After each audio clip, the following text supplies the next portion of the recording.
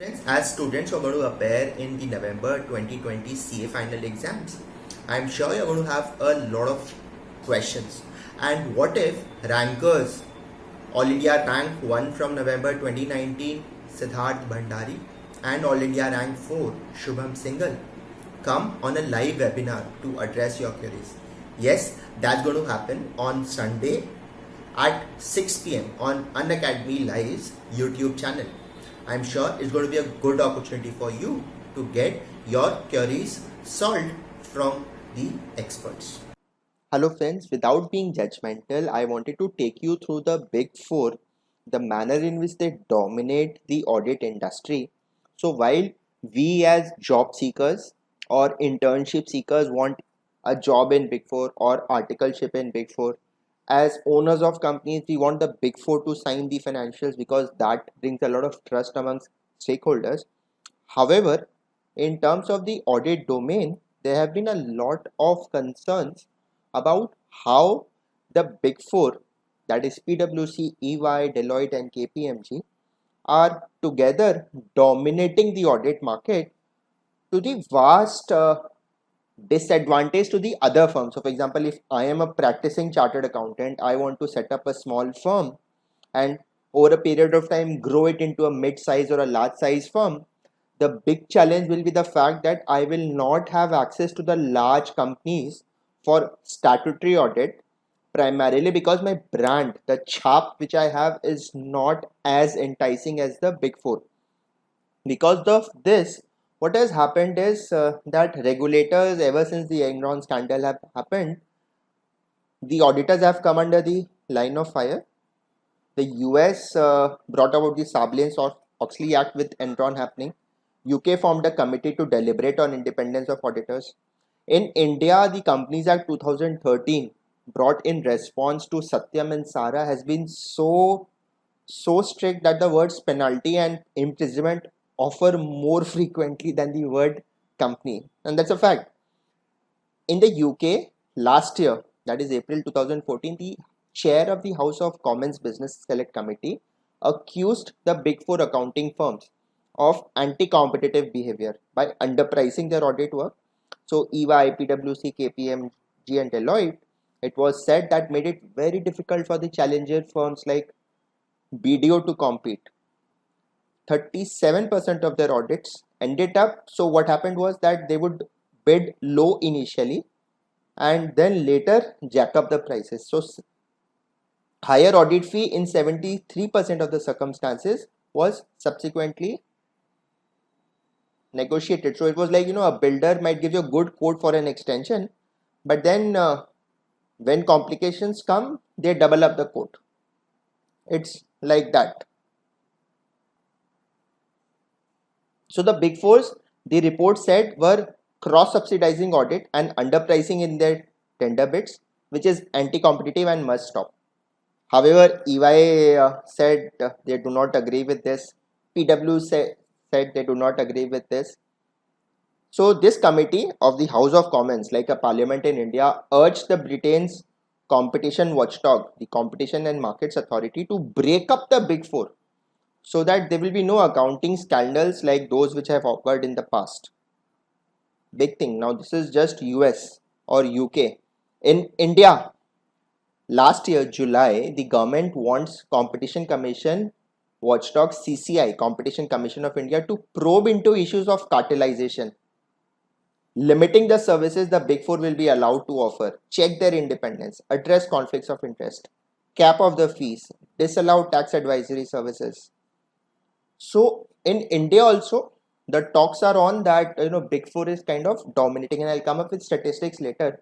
So the Ministry of Corporate Affairs, MCA, floated a consultation paper on audit independence and accountability earlier this year with far-reaching reforms, including the fact that big four, the manner in which they are concentrating in the market, that needs to change. So the majority of large global corporations use the big four accounting firms for auditing their financial statements. Now this they say is an oligopoly of the big four audit firms. There's a lot of concentration. So what happens, like Jio, if Jio kind of concentrates in that entire telecom sector, Jio and Airtel, and the third incumbent like a Vodafone Idea does not survive, that's bad for the sector as a whole because it will thwart competition. Consumers are going to lose. Similarly, the big four with their oligopoly are dominating. What MCA finds is that there is, if you were to look for a new auditor, there is limited competition in many markets because the small firms do not have a presence. They do not have sufficient experience in particular industries because every time a big firm always appoints a big four firm. So something like an Nifty 50 company, most of them use big four. Then how will the other firms gain experience? So the auditors will be tempted to eliminate certain procedures to reduce cost, take on riskier clients, agree to whatever the management says that okay, if there is a qualification in the audit report, they are not going to give that, or they will expand their riskier non-audit services under the banner of a trusted audit firm, which only means that audit deficiencies are not going to be reported because directly you're going to get all the more dependent on the client. So what the consultancy paper says that India needs to build capacity for homegrown Indian firms that can compete with the big four firms such as Deloitte, PwC, EY and KPMG. So you and me, when we practice CA and set up our own firms, they should eventually build scale and audit like NSE listed companies. So that's what is the kind of thing. So homegrown Indian firms which are like globally at par, whether it is audit procedure, the tools, the manpower. So that's what the consultancy paper says. So they are inviting suggestions on the ways where you can remove economic concentration of audit, where you can limit the number of audits under one audit firm or auditor, where the number of partners in one audit firm can be reduced or fixed. How can the burden of these big four be reduced? This is from that consultation paper, not my thing. Which other audit firms are able to compete with them and reduce their workload? Are auditors in listed companies appointed from a separate panel prepared by NFRA? And suppose, let's say we eliminate big four or reduce their concentration, are Indian homegrown firms capable enough to handle that kind of audit procedures, tools? Like big four have got audit documentation software, etc. They've got good manpower, manager, senior manager, associate director, top notch quality. So can Indian homegrown firms also rise to those standards? And then the fact that they operate through a network of local chartered accountant firms. So they allow their brand name to be lodged by a sub license to local firms. So in India, 70% of 1800 firms that trade on NSE are audited by firms affiliated to Big Four. Just imagine. Current rules stipulate that individual auditors can examine only 20 companies. Okay. So whether number of audits under one audit firm or auditors can be reduced, number of partners can be reduced or fixed. So they are very cognizant of the fact that Big Four is dominating. 70% of the 1800 firms are dominated by Big Four. So Nifty 500 firms, Big Four audits 283 firms, 217 are audited by others. Even in the entire listed company space, PwC has got 65, Deloitte 118, EY 143 and KPMG has got 155 firms.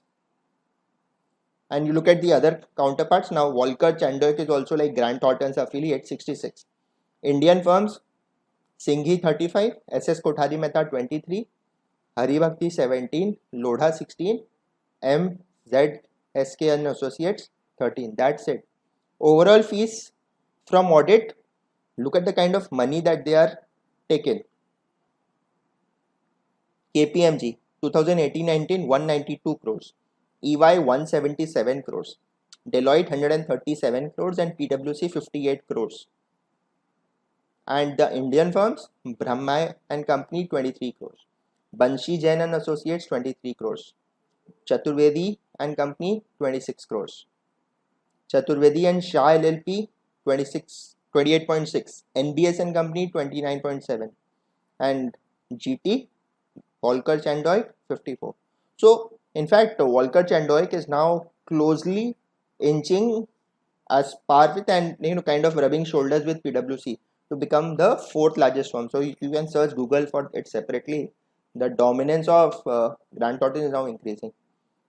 Just for some curiosity, amongst non-banks, who are the highest payers of audit fee? So Tata Motors pays 70.43 crores of audit fee, Airtel 67.8 crores, Hindalco 53 crores, Reliance 41 crores, and Sun Pharma 26. It's such a big pie, and all of that essentially becomes dominated by the Big Four. But here in SBI pays 307 crores as audit fee, but yes, this gets distributed amongst a vast majority of Indian CA firms because you get like concurrent audit, branch audit, etc. Bank of India 73, PNB 70, Canara Bank 68, Bank of Baroda 66. So this is how it is happening. So friends, this is what my video was all about, how homegrown Indian firms can grow in dominance and emerge as potential alternatives to the dominance of Big Four. I hope you like this video, and just wish that if you like it, you can make some effort to make this video popular. Thank you.